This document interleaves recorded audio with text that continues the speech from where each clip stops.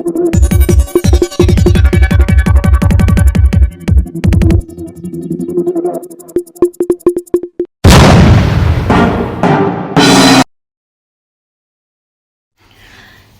Mephedrone विक्री करणारे 4 पुरुष आरोपी अटक. 3,22,500 रुपयांचा मुद्देमाल जप्त.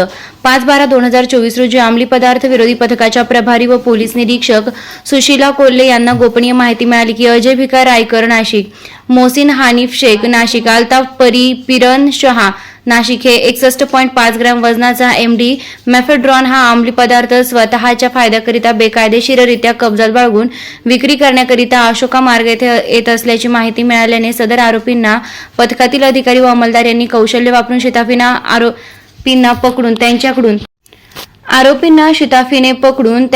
एमडी हा अंमली पदार्थ 2,97,500 रुपये किमतीचा व इतर मुद्देमाल 25,000 रुपये किमतीचा मोबाईल असा एकूण 3,22,500 रुपये किमतीचा मुद्देमाल जप्त केला. तसेच सदर आरोपी यांच्याकडून जप्त करण्यात आलेला अंमली पदार्थ हा त्यांनी यातील आरोपी नामे आकर्षण रमेश श्रीमाळ वय 30 वर्षे राहणार फ्लॅट नंबर 1 भाग्यलक्ष्मी अपार्टमेंट तलाठी कॉलनी तारवाला नगर नाशिक यांच्याकडून आणल्याचं सांगितल्यानं त्यांचा शोध घेऊन नमूद सर्व आरोपींविरुद्ध इंदिरानगर पोलीस ठाणे येथे गुन्हा दाखल केलाय. पुढील तपास अंमली पदार्थ विरोधी पथकाकडील पोलीस करीत आहेत. नमूद सर्व आरोपी यांना अटक करून माननीय न्यायालयात हजर केलं असता माननीय न्यायालयानं 9/12/2024 रोजी पावेतो पोलीस कोठडी मंजूर केली आहे. आरोपी अजय भिका रायकर हा रेकॉर्डवरील आरोपी असून त्याच्याविरुद्ध गुन्हा दाखल. आरोपी मोहसिन हानिफ रायकर हा रेकॉर्डवरील आरोपी असून त्याच्याविरुद्ध गुन्हा दाखल.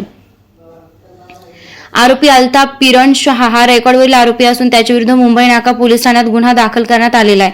सदरची कामगिरी संदीप कर्णिक पोलीस आयुक्त, प्रशांत बच्छा पोलीस उप आयुक्त गुन्हे, संदीप मिटके सहाय्यक पोलीस आयुक्त गुन्हे यांचे सूचना व मार्गदर्शनाप्रमाणे सुशीला कोल्हे, सचिन चौधरी, विशाल पाटील, रंजन बेंडाळे, देवकिसन गायकर, संजय तानने, बळवंत कोल्हे, अनिरुद्ध येवले, बाळासाहेब नांद्रे, योगेश सानप, चंद्रकांत बागडे, अविनाश फुलपगारे, अर्चना भड, अंमली पदार्थ विरोधी पथक गुन्हे शाखा नाशिक शहर यांनी कामगिरी केलेली आहे. वृत्तसंकलन रफिक सय्यद.